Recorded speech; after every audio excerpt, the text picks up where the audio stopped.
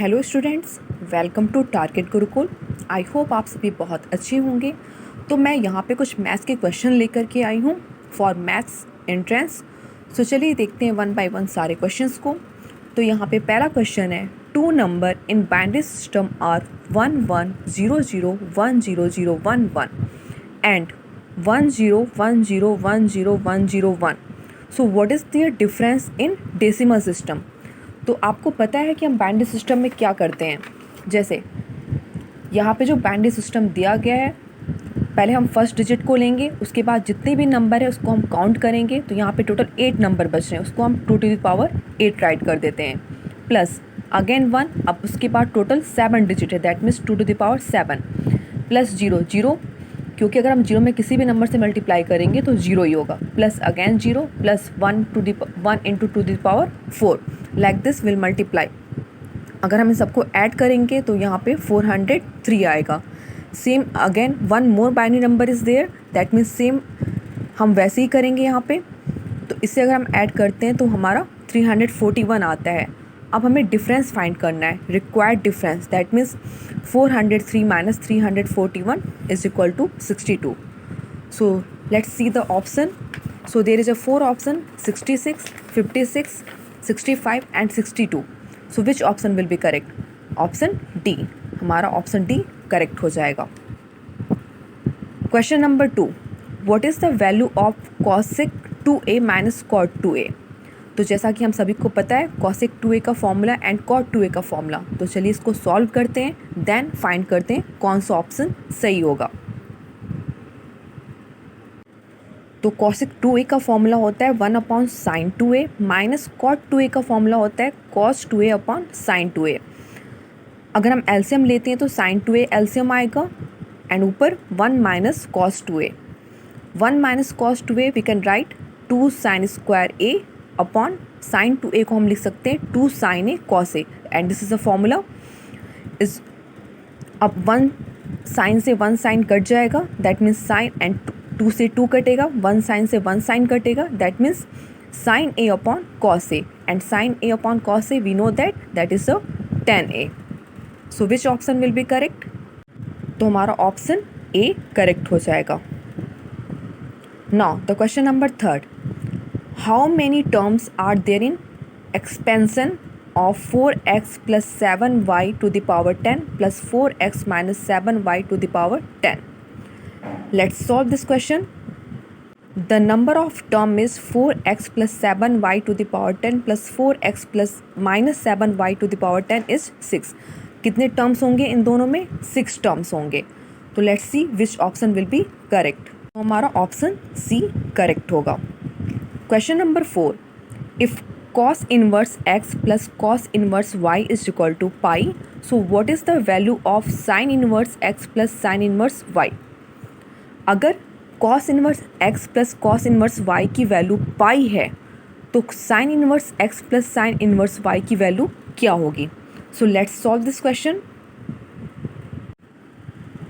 Given that cos inverse x plus cos inverse y is equal to pi, so pi upon 2 minus sin inverse x plus pi upon 2 minus sin inverse y is equal to pi. So pi we can take common, pi को हम common ले सकते हैं, तो हमारे पास बचेगा in bracket sin inverse x plus sin inverse y is equal to pi. Pi से पाई कटेगा एंड माइनस इधर जाएगा तो वो हट जाएगा, that means sin inverse x plus sin inverse y is equal to 0। So sin inverse x plus sin inverse y की value क्या हुई? 0 हो गई। So which option will be correct? 0, pi upon 2, pi and 2 pi. So option A will be correct. Now the question number 5. How many terms can a polynomial of degree n have at the most?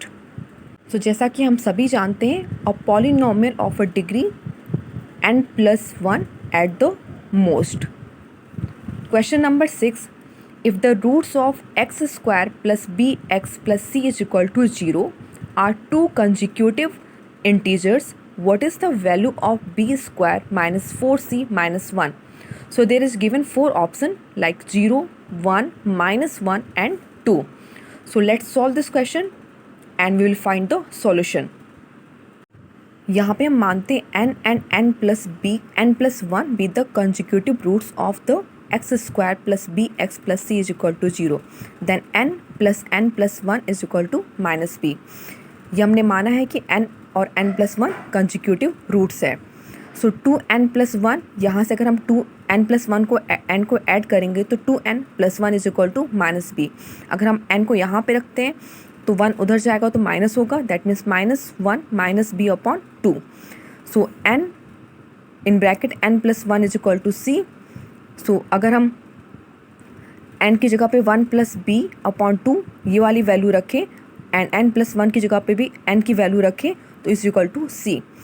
अब अगर हम इसको solve करें तो 1 plus b upon 2 and here 1 minus b upon 2। So 1 plus b and 1 minus b 1 minus B square upon 4 is equal to minus c. So अब 4 को हम equal के दूसरे साइड भेज देंगे, that means 1 minus B square is equal to minus 4c। So B square minus 4c minus 1 is equal to 0। So this is your answer. That means b square minus 4c minus 1 is equal to 0. That means the option A will be correct. Question number 7. What is the derivative of sec x plus tan x upon sec x minus tan x? So let's solve this question. मान लेते हैं y is equal to sec x plus tan x upon sec x minus tan x. तो अगर हम इसका square करते हैं तो sec x plus tan x का whole of square and here sec square x minus tan square x. So y is equal to sec x plus tan x का whole of square. On differentiating to x we get d y upon D x. अगर हम इसको differentiate करेंगे तो d y upon D x तो हो जाएगा 2 in bracket sec x plus tan x and in bracket sec x tan x plus sec square x. तो 2 sec x को हम कॉमन लेंगे तो ब्रैकेट में आ जाएगा sec x plus tan x का होल ऑफ स्क्वायर। तो हमारा ऑप्शन बी करेक्ट हो जाएगा।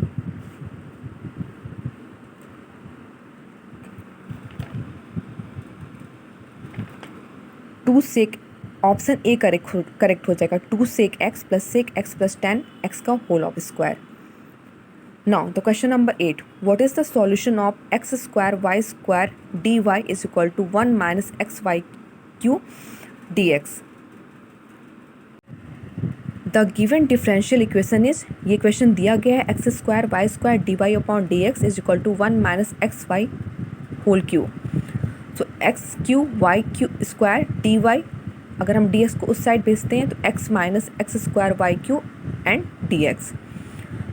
So 6x cube y square dy plus 6x square y cube dx is equal to 6x dx. So 2d in bracket x cube y cube is equal to 3d x square. अगर हम integration करेंगे तो 2x cube y cube is equal to 3x square plus c हमारा answer हो जाएगा। Option B will be correct. Now the question number 9. If x is greater than 0, so xy is equal to 1, then what is the minimum value of x plus y? The minimum value of x plus y is 2. And the one last question, the expression cos a minus b plus and cos a plus b minus sin a minus b sin a plus b is equal to cos 2a. When we solve this question, like when we'll write the formula cos a minus b cos a plus b minus sin a minus b sin a plus b, so we'll get cos a minus b plus a plus b. So b will cut, then option will be cos 2a will be the answer. So हमारा cos 2a answer सही होगा। आई hope आप सभी को ये समझ में आया होगा। तो फिर मिलते हैं नेक्स्ट वीडियो में, तब तक के लिए थैंक यू।